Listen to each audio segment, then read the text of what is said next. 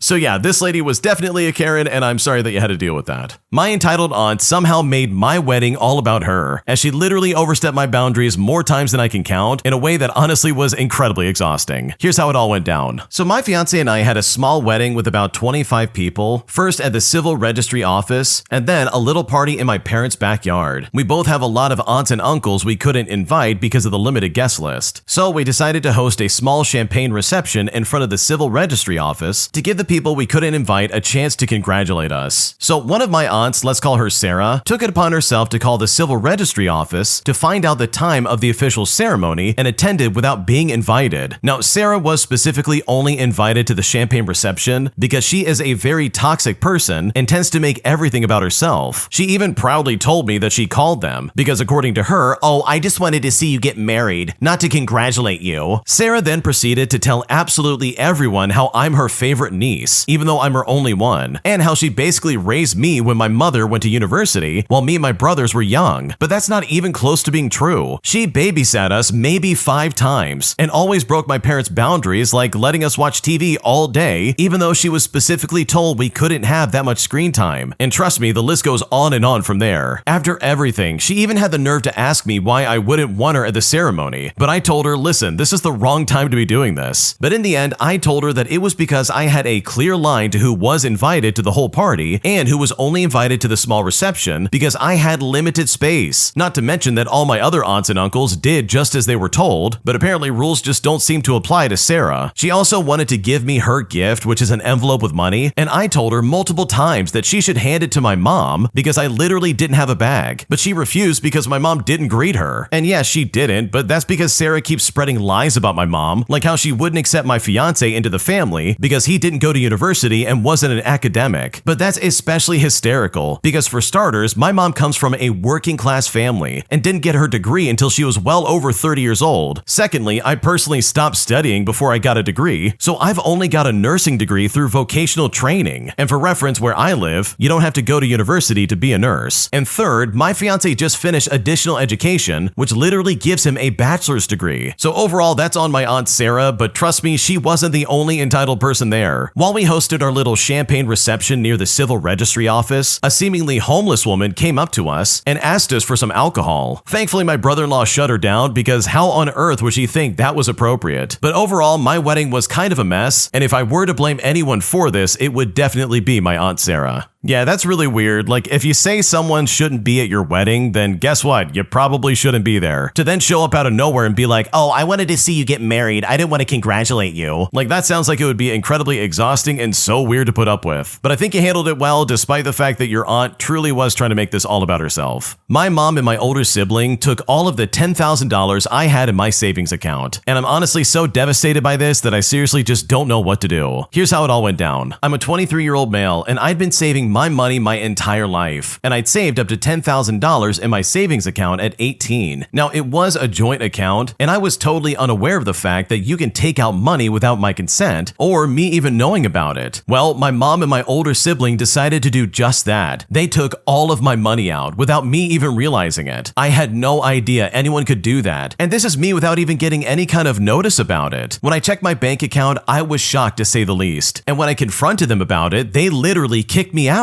I had no money to pay for college, and I feel like they stole from me. They used it to pay for their groceries, their mortgage, their cars, etc., while I'm out here paying rent and unsure what my future holds against me. We've argued about this often, but my mom says that she had paid for my braces when I was 14, and apparently at the time, I agreed to pay her back the full amount of $4,000. I had paid her $2,500, but decided not to pay the whole amount due to the fact that she and my eldest sibling did this to me. I'm ashamed to even call them family anymore, and I'd become homeless on my 20th birthday because of this, and I was also jobless. Like, I'm lucky to be here. I have always found ways to try and forgive them, but I simply can't. I have a pure heart, and I always try to see the good in people, but this situation has devastated me. They didn't help me when I was homeless. I've been civil with them, not bringing up the situation, but I simply can't stand them anymore because I really just don't know what kind of family does this. So am I overreacting in this situation? Because right now I don't know what to do. Holy crap, your family sucks. Honestly, this is so unbelievably toxic, it's not even funny. Because in my opinion, she has no right to take this $10,000 from you. And I know if I was in your shoes, I would be investigating ways to get it back. And what kind of parent would be like, oh, you're gonna pay me back $4,000 in the future, and then in retaliation takes all of their savings? Like, seriously, what a terrible parent. So no, you're not the jerk for getting pissed off, and honestly, you could do way better than these people. Because from the sounds of it, it seems like they only cared about money. Am I the jerk for resenting my mother-in-law after she convinced my wife to sign away her $1 million inheritance? Here's how it all went down. Okay, so this happened a few years ago. My father-in-law passed away from brain cancer, and he was a very intelligent, successful, and wealthy man, but he was also modest. He happily drove the same Toyota SUV from the late 90s all the way until the day he died. Now, in contrast, my mother-in-law was the opposite, an only child who always wanted extravagant things. For example, when she retired, she bought herself a $100,000 Porsche. At her wedding, she even borrowed a friend's luxury purse and commented to my stepdad, oh, my husband would never let me get something this nice. After my father-in-law's passing, my mother-in-law told my wife and her brother that he left them a large inheritance, and we're talking over $1 million. But supposedly, he left her nothing besides the house. She then asked both her kids to sign over their inheritance so she could have something to live on, according to her. Now, I thought it was suspicious, and I pushed my wife to please consult a lawyer, but instead of listening, she just refused, as she was worried about upsetting her mom. Well, I quietly spoke to a lawyer myself, and I learned that everything was in a trust, meaning that we would need court action to uncover the truth. Despite this, my wife eventually signed her inheritance away behind my back. Later, we found out that my mother-in-law had fired the lawyer my father-in-law appointed to handle the trust, and she did this because he wouldn't change the will, and apparently she paid $60,000 to hire a new one who would change it. In the end, this caused a lot of fights between my wife and I, but eventually we moved on. But regardless, I come to the internet with a question of, well, did I overreact here? Am I in the wrong for being pissed off at my wife for signing over her inheritance? Because right now I'm honestly not sure what to do. Okay, if I was in your shoes, I would be so pissed off at my wife. You mean to tell me she handed over $1 million to her mom who clearly doesn't need it? Like, dude, what is going on right now? This is such garbage. Who in their right mind would trust that woman right off the bat? She was clearly doing something shady behind the scenes. Why would anyone be so stupid as to not, like, I don't know, investigate it first before handing over $1 million? Because I don't know about you, but $1 million would really change my life personally. Like, that could have been a huge thing for her family, but instead she's like, okay, I'll give it over to my mom. She needs something to live on. And it's like, dude, did she not work? Did she really not have anything saved up in her own account? Like, if she can spend money on a $100,000 Porsche, then I'm willing to bet she's got something to live on. So yeah, if I was in your shoes, I'd be very pissed off. I don't think you overreacted at all, because from the sound of it, it seems like your wife is incredibly gullible. An entitled Karen gets her car towed off of my property after she once again, for like the 5th time, blocks my garage in front of my own unit. Things got so bad that she said if I don't pay the $300 fine she got, she's gonna injure me in such a way where I'll no longer be able to breathe. And I'm honestly still blown away by this entitlement, because this truly was a crazy experience. Here's what happened. So years ago, I moved into a new apartment with individual garages in the alley behind the building. The building had 10 units, 8 studios, and 2 one-bedroom apartments, and I just happened to have one of the one-bedroom apartments. The day I moved in, I met someone who we will call Crystal. She lived in one of the studios on the opposite end of the building, and she immediately informed me,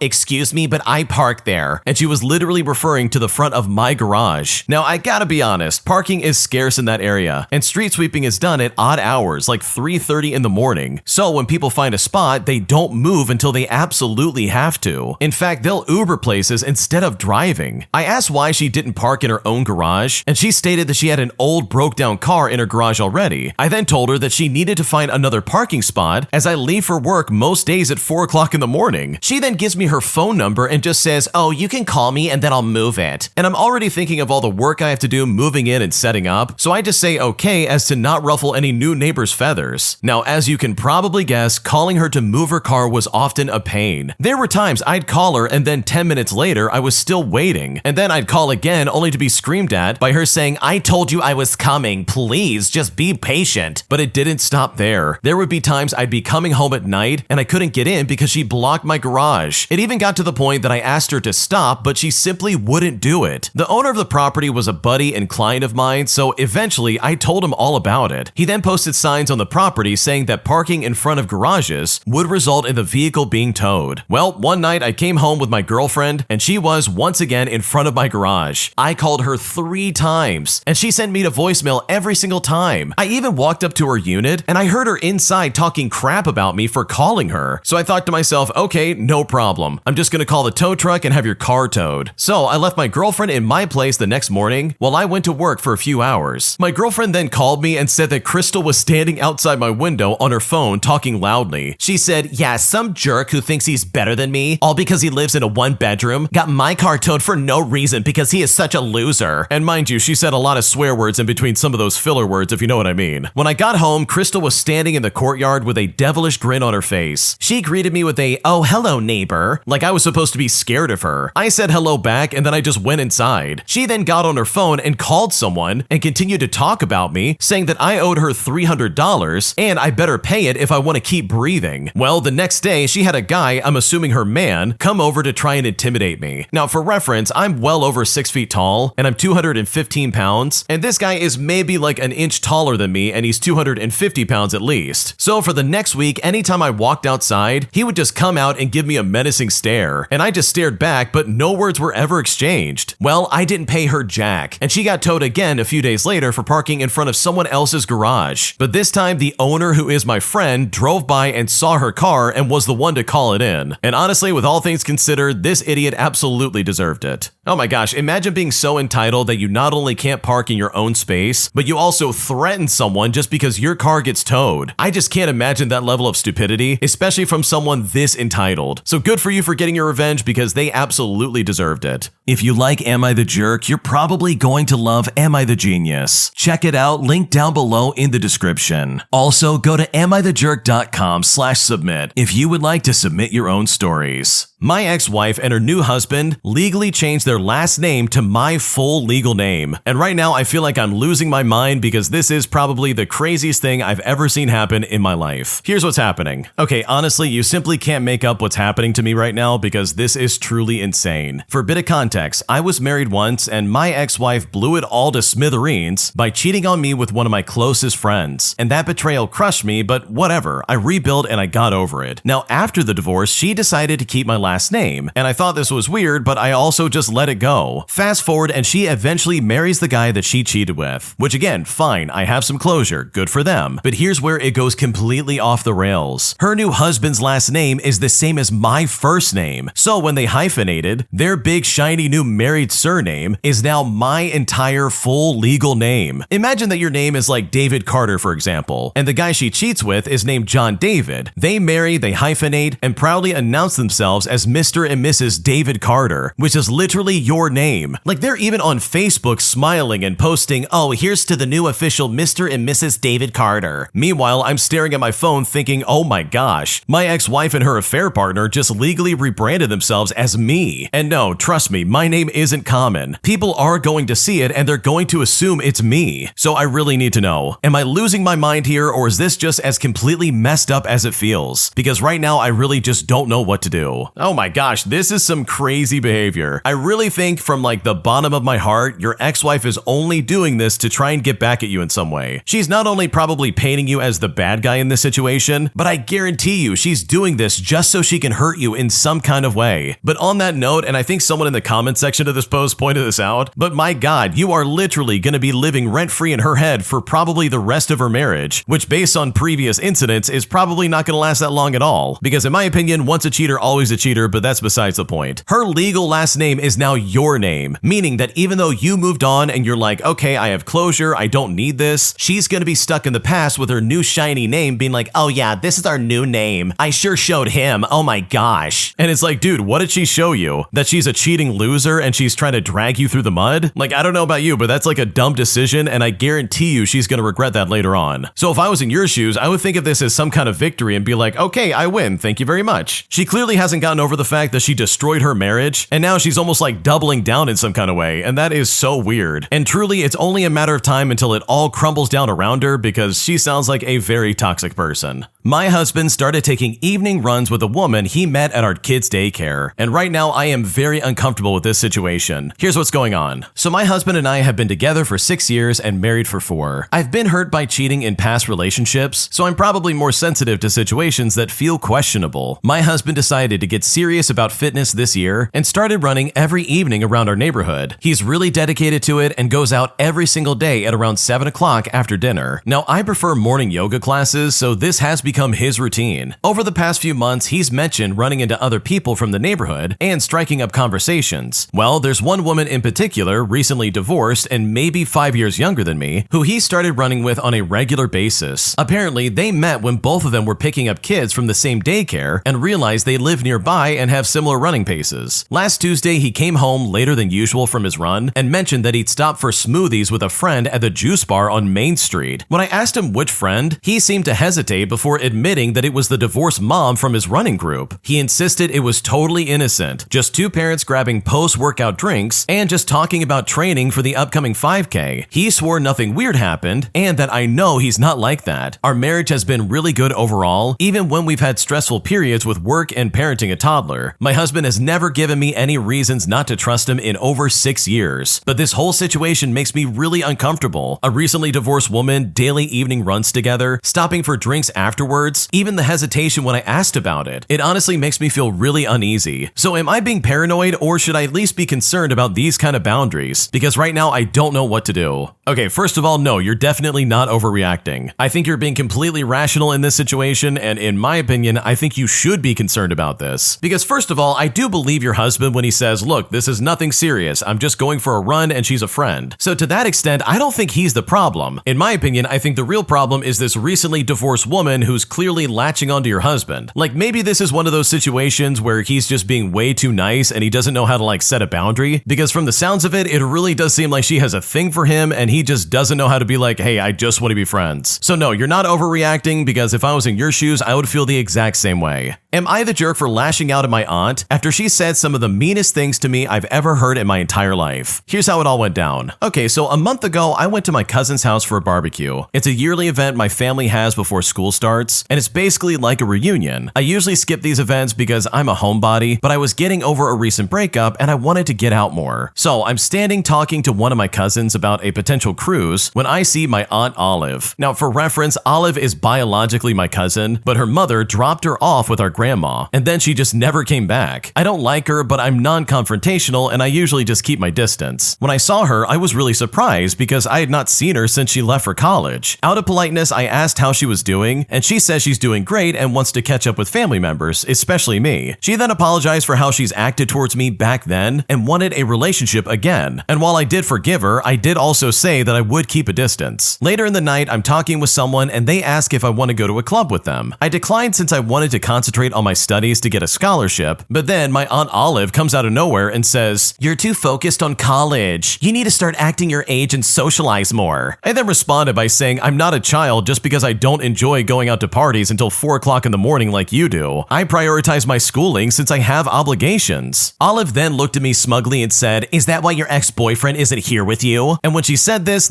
is probably where I've gone way too far. I said to her, "I will never put someone over my profession because I would rather have my value be shown in my career rather than in men looking for a quickie." She then said to me, "Honey, you are just jealous. You will never be as skinny or satisfied as I am. I'm not surprised about what happened since finally someone put you in your place, and instead of standing up for yourself, you just completely caved. At least every man can know that you're a damaged loser who can't dish anything and also can't take it." Now, it's important to reference that when I was younger, I was attacked. The majority of the family knows what had happened to see if there was anyone else, but it was only me. The main reason why I broke up with my boyfriend was that he wanted to take our relationship to the next level, and I felt that he could do better than me. Now, at this point, I could feel my hands shaking. I could feel my eyes watering in betrayal, and the dead silence around us made me want to throw up. So I calmly gathered my stuff, but not before I lashed out. Ever since then, I silenced our group chat and I poured myself into my schoolwork to avoid thinking about the situation. Then, recently, my mother texted me asking to come over to see how I was doing. A lot of my family members are saying that I should apologize for how I acted, since she was probably just drunk. And I kind of feel bad for saying my comment, but that doesn't give her justification for hers. So here's my question. Am I the jerk for lashing out at my aunt, especially after she said I got what I deserved? Because right now I'm honestly not sure what to do. Okay, your family's super toxic. How can anyone be on Olive's side? Seriously, she's saying some awful things to you. That is not okay. You can't just treat people like that and then expect you to somehow be okay with it. So no, you're definitely not the jerk. You didn't do anything wrong. And in my opinion, I think Olive is toxic and I would do everything I can to stay away from her. Am I overreacting for telling my boyfriend that his female best friend can't sleep over in our bed while I'm away? Here's what's going on. I'm a 27-year-old female and I'm going to be away for my sister's bachelorette party this weekend. Well, my boyfriend, who's 28 years old, just casually announced that his best mate from university, who is a woman, is in town for a gig and he's offered for her to stay at our place. And I think to myself, okay, this is grand. I'm honestly not bothered by this. But then he drops that since our sofa is kind of messed up and the airbed has a slow puncture, she'll just sleep in our bed with him while I'm not there. Well, when I heard this, I told him absolutely not. I'm not comfortable with that at all. I offered to go to the store after work and grab a new airbed, and I even said I would chip in for a travel lodge. I even said he could sleep on the floor if it was that much of a big deal. But he reckons that's insulting to her and that I'm making it weird because they're just friends. But here's the thing, they did have a thing back in school, but he says it was just for 2 weeks. She also has a habit of FaceTiming him late at night and posts old photos of them with captions like, "Oh, my absolute favorite human." Now, he swears blind it's all platonic, but sharing our actual bed just feels like a massive boundary being crossed. But now he's pretty pissed off about this, saying that I'm being controlling and that she's hard up for money, so it's just the decent thing to do. And now he's even saying that if she can't stay in our bed, he'll just go and stay at her brother's house with her instead. And to be honest, that sounds even dodgier. So am I the one going mental here? It's not that I don't trust him exactly, it just feels disrespectful to me and to our relationship. He's making out like I'm some jealous psycho, but I feel like this is a pretty normal thing to be against. What should I do? Okay, this is so weird, I just can't even begin to describe it. It seems like he's trying to set up the perfect scenario in which something could happen between the two of them. Like seriously, he's setting up the perfect storm for it to be like, "Oh, we're just sleeping in the same bed. It's not like anything's gonna happen or anything like that. I mean, come on. You're being so controlling." Meanwhile, I'm willing to bet that his ulterior motive is that he's gonna make a move on her, or something's gonna happen while they're both sleeping, and then it's gonna be like, "Oh, I don't know what happened. This happened out of nowhere. I'm so sorry." But it's like, no, this feels incredibly premeditated and almost like he's setting it up like this. And that part alone kind of makes me believe that he wants to cheat on you with this lady. Because holy crap, that is weird. And it's so funny to me that he's setting up this ultimatum where he's like, either she sleeps in the bed with me or I'm gonna go to my brother's house with her and we're gonna sleep there instead. And it's like, wait a second, we just just found the solution. Hold on, I found it. Have her stay at her brother's house instead of going to your place and sleeping in the same bed as your boyfriend. Like, oh my gosh, this guy is out of his mind. What is wrong with him? So no, you're not overreacting, and honestly, it seems like your boyfriend is trying to do something sketchy. Because in my opinion, this is a red flag that you absolutely cannot ignore. My parents lean on me every single month for some money that they need to pay off. And at 31 years old, I'm kind of losing my patience, and I seriously just don't know what to do. Here's what's going on. I'm a 31-year-old male, and my parents are in their early 60s. And lately, I feel more like their safety net than their own son. Almost every month, there's a new request of some kind. In August, it was $1,200 for general expenses, then $280 for utilities mid-month. And then just last week, I covered a $450 bill for house cleaning. By the end of the month, they hinted at help with a credit card bill too, but I'd already drained my own account and I just simply had to refuse. Adding it all up, it's nearly a third of what I earn. I care about them deeply. They gave me a good upbringing and I want them to feel secure in their later years, but I can feel the resentment creeping in because every dollar I send means less for my own emergency fund and retirement. Now, the hardest part isn't the money itself, it's just the conversation. Whenever I try to bring up limits, they brush it off by saying, oh, you're still young, you'll earn more money, or they'll be like, oh, just this one time. But trust me, just this one time has become the norm. I've even tried to make myself a simple, realistic plan of what I can do, just so I don't say yes to more than I can afford in the moment, but it just doesn't solve how to actually talk to them about my limits. But now I'm just wondering how I can draw financial boundaries with parents without blowing up the relationship, because right now I really just don't know what to do. Okay, this is really toxic because come on, you're telling me they had $450 to clean their house? Like, I don't know about you, but unless they're submitting like actual receipts of some kind, then I am absolutely not okay with paying for anything. That really does seem like they're taking advantage of you and they really are just like taking your money. And if that is the case, then that is such a huge betrayal of trust. Like, come on. I also know that if I was in your shoes, I would lose my patience too. I'd be freaking out on them. I'd be like, wait a second, what are you doing? I can't afford this. I don't care how young you think I am. Sure, I'll earn more, but it's not going to be because you keep spending all my money, because the way they're treating you right now is just completely unfair. My entitled neighbor tried to weaponize the town code enforcement against me, so I decided to get some revenge by doing the exact same thing towards her, and I've honestly never felt better about getting back at someone who absolutely deserved to get put in her place. Here's what I did. Okay, so my backyard neighbor has been difficult since the day I moved in. We closed on the house in late December, and by early spring, she was demanding I spend $10,000 so that I can build a dry well to stop rainwater from flowing into her yard. Now, my property sits higher than hers, and it's been this way for over 60 years. Now, when she said this, I refused, but offered to let her pay for it herself, and clearly she declined. Well, a few weeks later, she called the town to complain about a floodlight on my property that was missing a cover. Code enforcement then came by while we had people over, which made the entire situation incredibly embarrassing. The officer just told us that she's known for this and not to worry, just correct the issue and there will be no fines issued. A week later, the inspector returned to re-inspect the light. We had a nice chat, everything was in order, and the case was closed. Well, on Father's Day, we held a small surprise party for my father-in-law's 80th birthday and played music on a small speaker. Well, the following Friday, the same code enforcement officer called me up to say that my neighbor had complained again. He then told me not to worry, but reminded me that if I ever held a party with music and I just wanted to avoid any drama, I should apply for a permit. And I think you can see exactly where the story is going. Fast forward, and in mid-July, I overheard my neighbor on the phone inviting people to a barbecue, giving the time and date. And so the following Monday, I went to town hall and applied for a permit for that exact time and date. And you know what? It was actually approved. On the day of her party, as her guests arrived, I turned on loud Greek chanting music from the early 1900s. My grandparents loved it and used to torture me and my cousins with it growing up, so I knew exactly how annoying it would sound blasting across my yard. Within minutes, she ran over, banging on the door and ringing my doorbell repeatedly. The Ring doorbell footage of her tantrum is absolutely hilarious. But you know what? I didn't even answer the door, since I had taken my wife and my neighbors to the left and to the right of my house for drinks. The next Monday, code enforcement received a complaint, and the same officer handled it personally and informed her that a permit had been issued, and that unfortunately nothing could be done about it. But the best part about this is that my neighbors were also down for this revenge, because they've been dealing with her for decades, and honestly, I can't imagine putting up with her for that long. Dude, I hate neighbors like this so much. They're so annoying. Like, seriously, get a life. Stop bothering me and stop bothering like everybody in the neighborhood all over stupid stuff that really is so just meaningless. Did she really think that this new neighbor was going to spend $10,000 to fix something that didn't need to be fixed? Like, what's going on right now? You've dealt with this for how long? What, what, 60 years? And now suddenly you're gonna be like, oh yeah, this is a problem, you need to fix it. Like, no lady, do it yourself if you really don't like this. But I love the fact that you use these rules to basically get away with doing something incredibly annoying. And if that caused that lady to be embarrassed and frustrated, you know, just in the same way she did to you on Father's Day, then in my opinion, this whole situation was entirely worth it. Am I the jerk for putting my roommate's dishes in a box instead of washing them, since he literally never does any dishes for himself? Because right now he's almost demanding that I do the dishes for him if it really bothers me that much, with my other roommate claiming that our apartment is now a hostile environment. Here's what's going on. I'm a 24-year-old male and I live with 2 roommates. One of them, let's call him Jay, never washes his dishes. And I'm talking like ever. He'll cook a full meal, use every pan in the kitchen, and just leave it all piled in the sink until someone else caves. I've asked him nicely dozens of times, and he always says, yeah, I'll get to it later, but later never comes along. Well, 2 weeks ago, I decided that I was done. And so I bought a big plastic tub, and every time Jay left dirty dishes in the sink, I just moved them into the tub and I set it on his side of the room. No yelling, no lectures, just me basically saying that this is not my problem anymore. Well, yesterday, he blew up at me. He said I was being passive-aggressive and disrespectful of his property, but I told him it was more disrespectful to leave rotting food in the sink for everyone else. He says if it bothers me so much, I should just wash them since we all benefit from a clean kitchen. And now the other roommate thinks that I went too far and made the apartment hostile, but I honestly feel like I found a fair solution. His mess, his problem. So seriously, am I the jerk for boxing up my roommate's dishes instead of washing them? Because right now I'm honestly not sure what else to do. No, this is not at all a mistake or like you being a jerk in my opinion, because holy crap, this is hilarious. This roommate literally is trying to be like, I'm sorry, but if you don't like it, you could just wash it. And it's like, no dude, you need to wash it. You're the one using the dishes, like what are you talking about? Why am I somehow responsible for your mess, dude? Like what are you talking about? And when it comes to the other roommate being like, you're making this place hostile, it's like, okay, well Jay's making this into a pigsty. So if you want the place to be less hostile, then tell this guy to wash up after himself. So no, I think this is hilarious and I think this is a fantastic solution because this guy sounds incredibly lazy. Thanks for watching. Subscribe down below if you haven't already. And also please subscribe to Am I the Genius? I think you're gonna love what they're making over there. It's a great channel and you should definitely check it out. Everything will be linked down below in the description. Thanks for watching. We'll see you in the next one.